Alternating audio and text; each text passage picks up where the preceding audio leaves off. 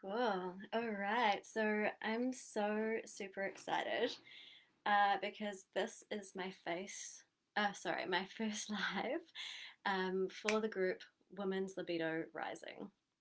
And every week I'll be going live and I'll be answering your questions about how to increase your libido naturally.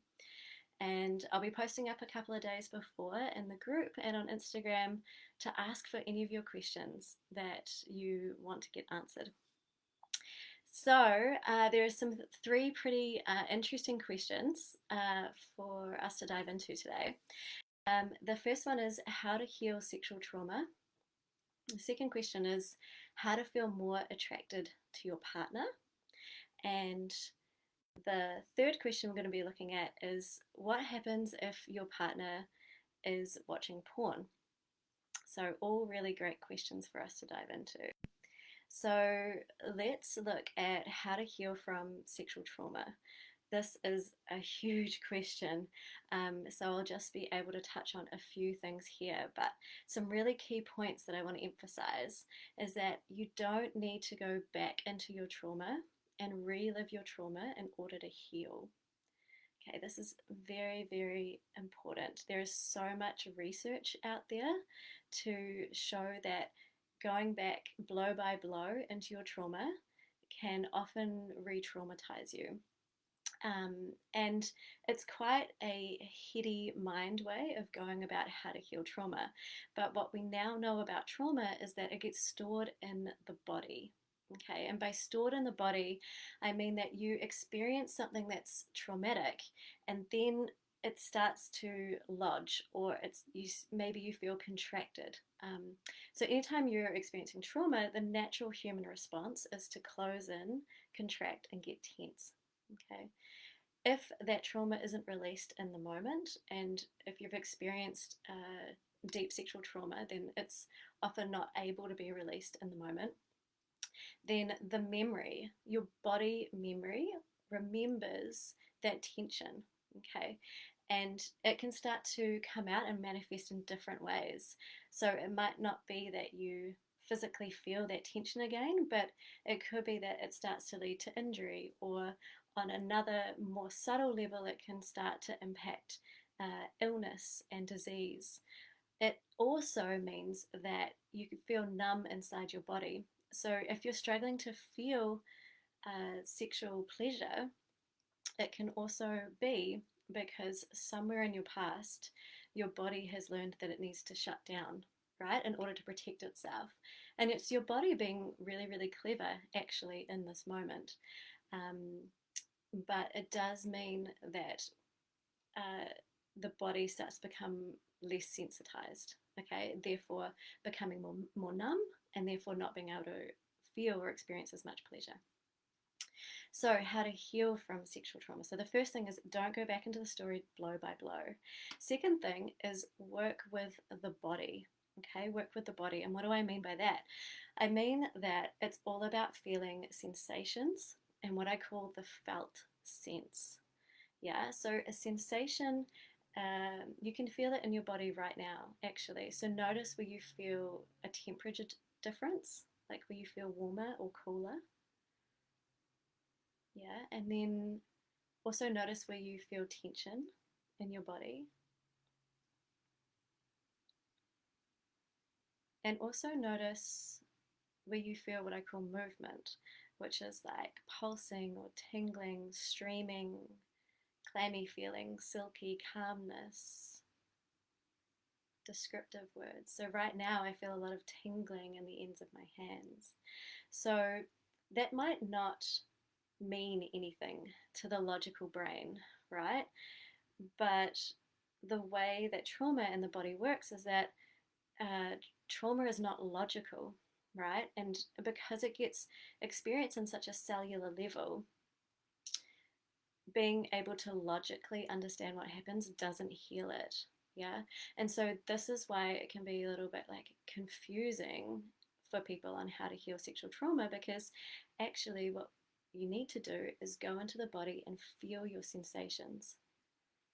Yeah, feel your sensations. And the logical brain's like, yeah, but tingling in the hands, or, a pain in the chest. Like, I don't know what that relates to, and I need to know what part of my trauma that relates to, and so it all makes sense in my brain. So what you have to do is let go of the story, right? Let go of needing to know what, exactly happened and how your body responded. And instead, focus on trusting your body. So, trusting your ability to feel inside your body. And a lot of our society and the way that we're raised shuts us down to feeling. Yeah, it's not super encouraged to feel. As kids, we feel, and as we become adults, it becomes less and less acceptable, right, to feel and express. So that starts to shut us down over time. So get used to feeling, right? Get used to being in your body. Get used to feeling sensation. And this is the third really key point. Get used to feeling safe. Okay, get used to feeling safe in your body. If you have experienced sexual trauma, it means that your boundaries have been crossed. It means that you have lost choice in that situation, and that you weren't able to either run away from that situation or fight off that situation. And so, what that starts to breed, or like reinforce in your body, is that you are unsafe, right? And in that moment, you were unsafe. But that doesn't mean that you need to continue or perpetuate that story that you're unsafe. Okay, and you can build safety in your own body. So, some simple exercises like holding parts of your body. This can be your heart, this can be your stomach. If you've experienced sexual trauma, it'll be important to work with your reproductive organs, your yoni, all these parts of you. Her, I'm talking about your vulva, your vagina, she definitely would have shut down in sexual trauma. So to let her know that she's safe, and that you're not going to cross your own boundaries, right? If as soon as you cross your own boundaries, you try and push her or force her into something, then that's reinforcing lack of choice and lack of safety. So I could talk forever about sexual trauma, so I'm just going to stop there. But key things are, don't go back into the story of the sexual trauma that can re-traumatize you and just perpetuates the idea that you are a victim. Work with the body. This is so, so, so, so important. So get used to being comfortable with the sensations in your body, temperature, movement, tension, and just sitting and being with them without having to change them or fix them. Okay. And the third thing is build safety inside of your body. Okay. And that comes from you. Yeah, that really comes from you. You may be with a partner and you may want safety in a partnership, and absolutely that's a precursor to any sexual interaction. You need to feel safe, and how safe you feel in your own body will directly impact how safe you feel with somebody else. Okay, so that's a little bit of an intro into how to heal sexual trauma. There's a lot of techniques further from there. It involves some deeper work, working with the body and going, usually someone to hold space for you in order to process the rest of this. Cool. The sexual. The second question was how to feel attracted to your partner. And so I'm making an assumption that at one time you were attracted to your partner, and then over time it got to a point where you didn't feel attracted to them anymore. Yeah, so this can be a common thing. What I would invite you to do is take some time to focus in on what it is that you do love about your partner and what is attractive about your partner. Because the worst thing that you can do is ruminate and keep thinking about all the reasons why your partner isn't attractive. And this is like a very human, natural thing to do. Okay, especially when things build up and build up and build up and build up over time. If things haven't been like fully addressed, then it starts to create a bottleneck, and and that bottleneck starts to just kind of squeeze in any sexual attraction. So, sit down and think about, why did you get together with your partner in the first place? What is it that is attractive about your partner? And also get real with yourself about how much time and energy and attention you're putting into what's wrong with your partner, and how much time, energy, and attention you're putting into what is right about your partner. Okay, this is a cincher. This is so, so important to get really honest and real with yourself. A couple of other things that I just want to mention is that bottleneck effect. So, if there are lots of underlying unresolved issues, it will decrease your attraction to your partner. 100%. Vulnerability equals intimacy. Okay, vulnerability equals openness and connection. So if you're not talking about stuff, little by little by little, and it's quite subtle, so you don't always know that this is starting to like build up, you start to shut down and start to close off. As soon as you start to close off towards your partner, you start to have more of a negative mind frame. And then you start ruminating and thinking about all the things that they're not. Okay, so my second suggestion would be, get real with what's actually under the rug and what needs to be addressed and what hasn't been addressed in your relationship. The third thing is the energy that you bring to the relationship. So it can be a common pattern to want to blame your partner, right? So it can be that your partner is doesn't do this, doesn't do this, doesn't do this. Oh my God, they're wrong with this. They used to do this, and blah, blah, blah, blah, blah. Okay, so let's just get rid of that story and turn the attention and the mirror straight back onto you. And that is, how are you showing up in the relationship? What is the energy that you're bringing into the relationship? How are you being your own point of attraction? Okay, so I'll give you an example of this. Let's say that this is a good one. You have like this underlying expectation that when your partner gets home from work, they're gonna look at you and be like, "Oh, hey, honey, like you look amazing," and come over and give you a big hug and a kiss. Okay, the minute that they don't do that, oh my gosh, right? That is like when shutdown starts to happen, and you can have some stories around that, get angry around that, whatever the story is. Okay, so anytime you have an underlying expectation of your partner needing to do something for you, you're setting yourself up for disappointment.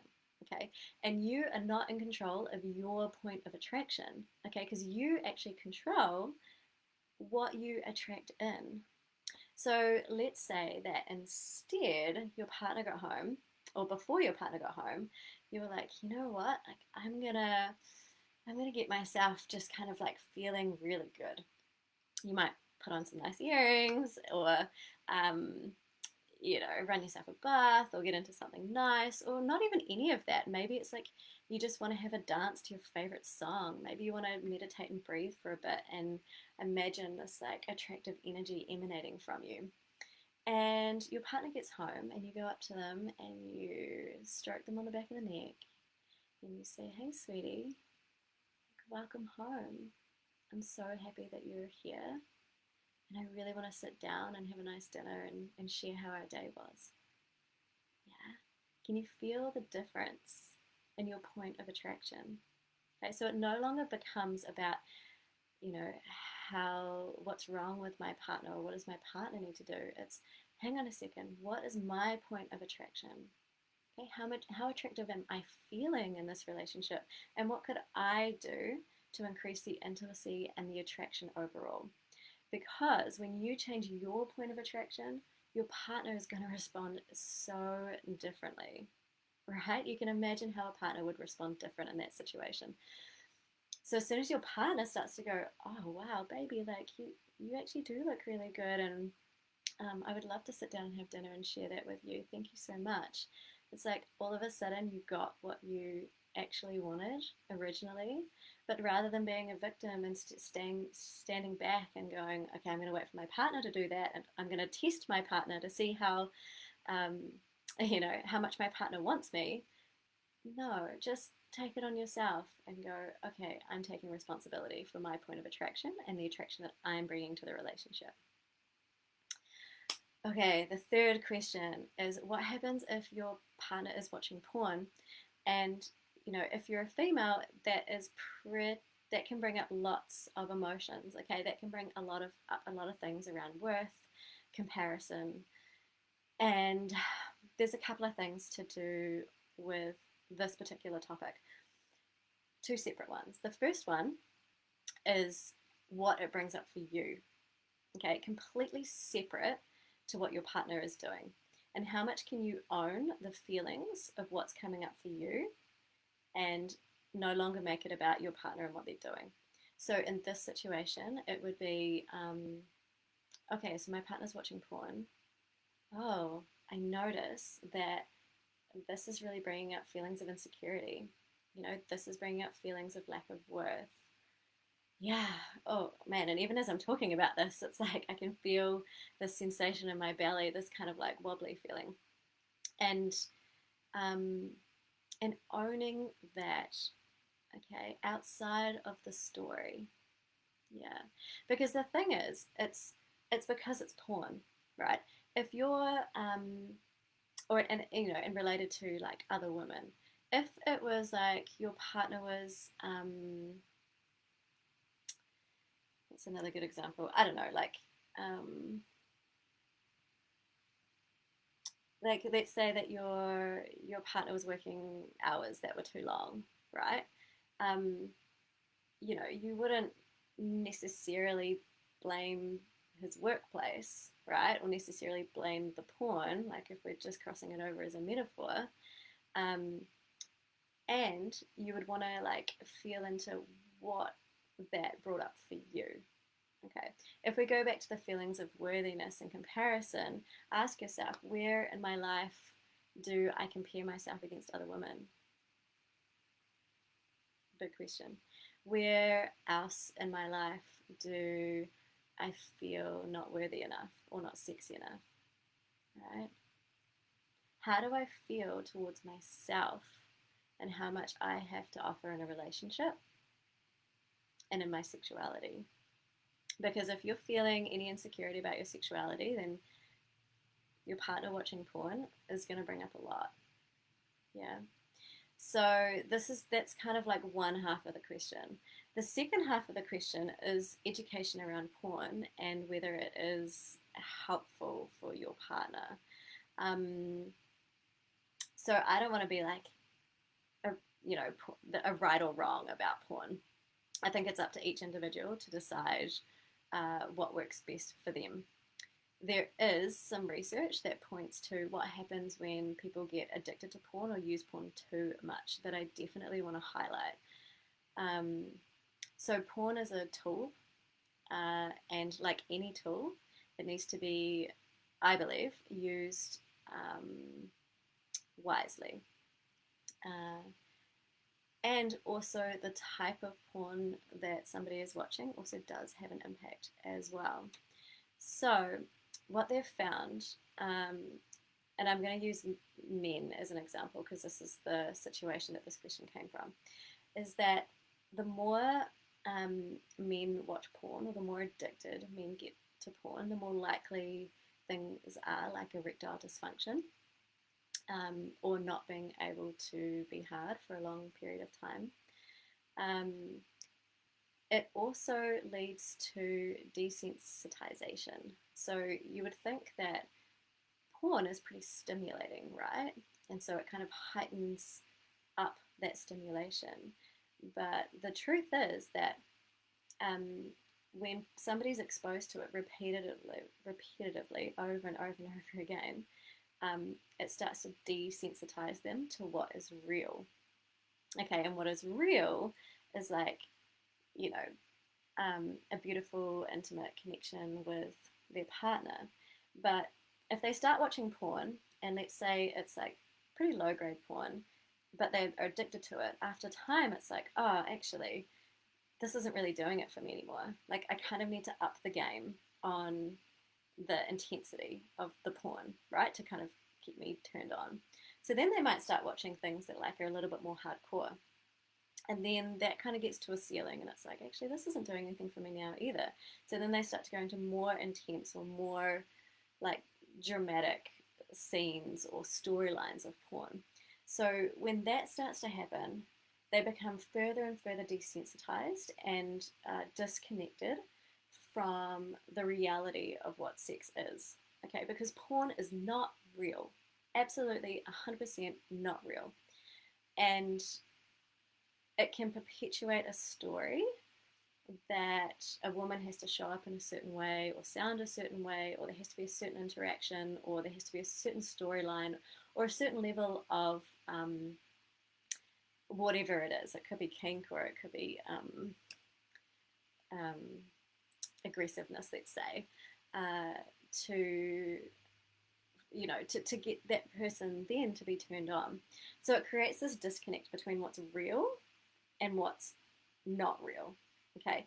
And so this is actually where I think the bigger conversation is if your partner's watching porn, just understanding why they're doing that. Sit down and have a conversation with them. Like, why are you doing this?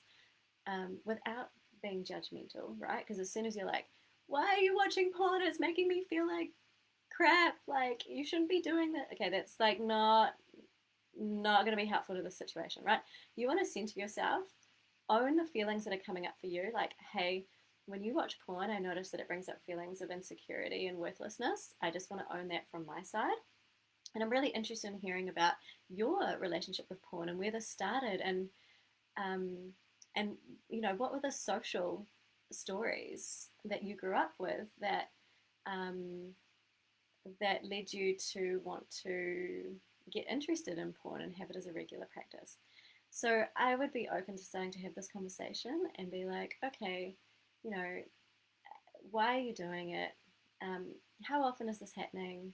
What type of porn are you watching?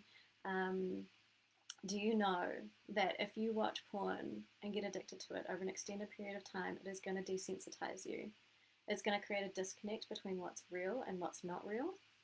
And it's going to lead you, the partner, this is in the conversation, to not be able to feel as much pleasure, because it also disconnects them from their body.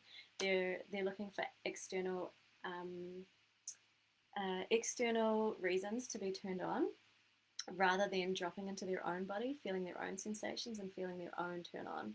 So, I would say get rid of the blaming and the shaming, right, of anyone watching porn. The reality is that our society has often perpetuated the story that